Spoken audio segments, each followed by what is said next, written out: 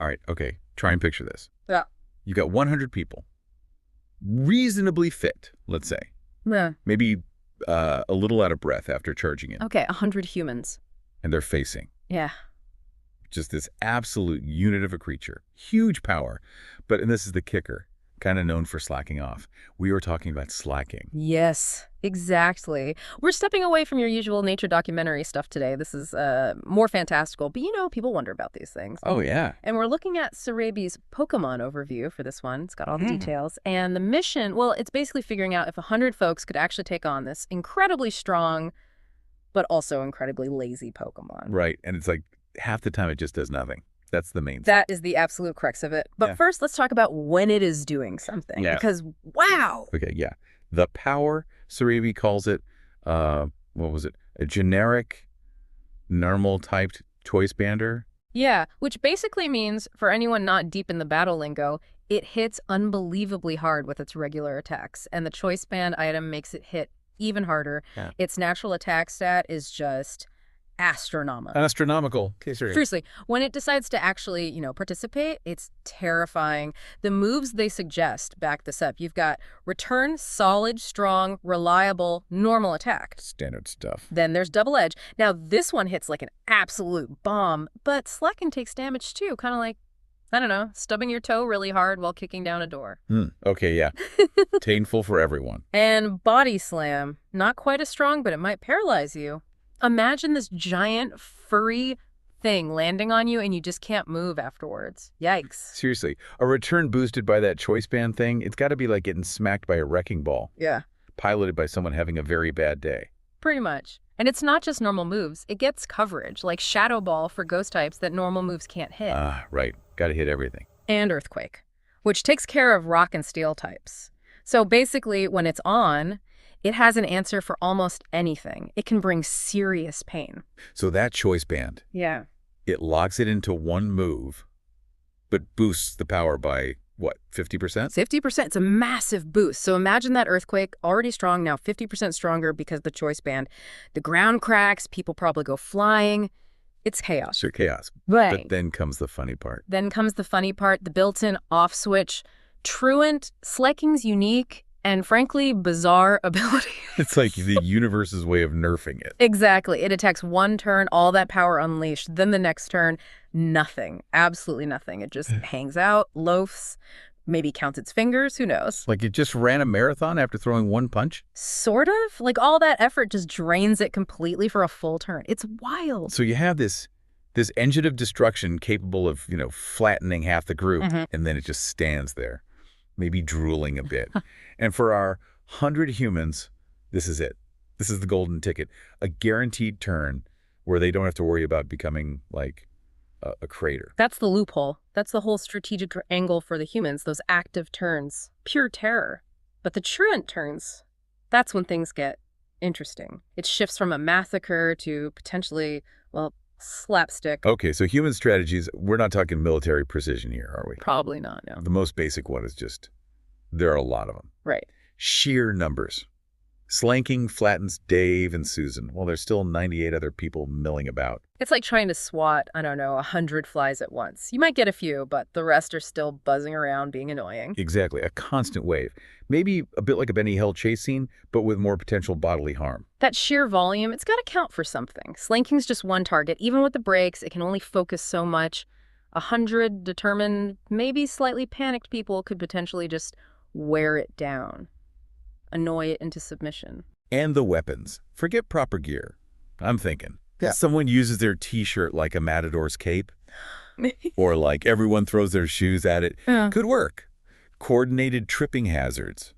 Forming a human ladder to, poke it in the eye during its nap. The absurdity is part of the charm here, and Truant gives them that window. They actually have a turn to try these ridiculous things without immediate consequence. Imagine the scene. Slaking unleashes hell, earthquake, whatever, then stops.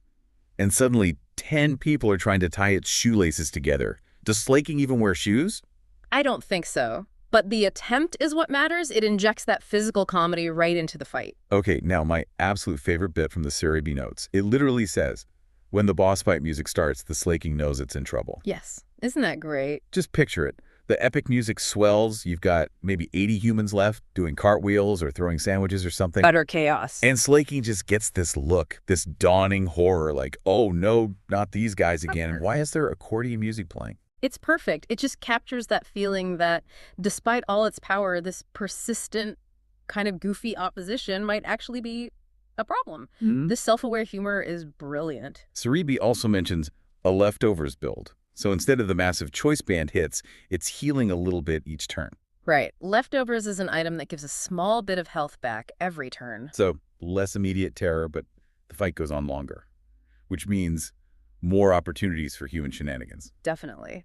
A longer fight probably favors the humans purely because of endurance and, well, opportunities for Slaking to just stand there via truant.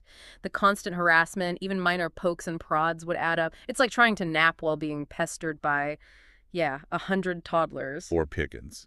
Annoying pigeons. Exactly. And then there's Bulk Up, the move that boosts attack and defense. Ooh, okay, so it could try and power itself up during its off turns. It could try. Imagine this hulking beast trying to flex and get stronger while people are, I don't know, trying to give it a wet willy or something. Huh. Interrupting its workout routine. But if it does manage to get a few Bulk Ups in, hoo boy, those active turns become even more dangerous. Suddenly that minivan hit feels like a freight train hit. Right. The humans would need a plan for that. Maybe distracting it with a really engaging game of charades during the truant turn? Maybe. You'd have to prevent those buffs. And okay, the special attacker set. This just sounds funny.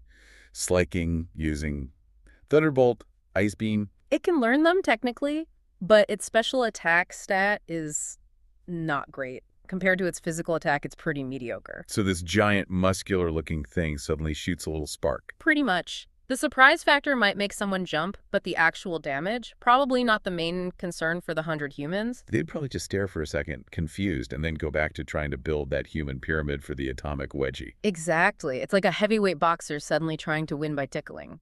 Unexpected maybe, but not really playing to its strengths. So, okay, we've got this incredible powerhouse, hampered by extreme enforced laziness against a massive, disorganized mob. A mob armed with, potentially, damp socks and desperation. It really is David versus Goliath, but Goliath keeps needing unscheduled naps. And there are 99 other Davids, most of whom are probably trying to figure out how their phones work.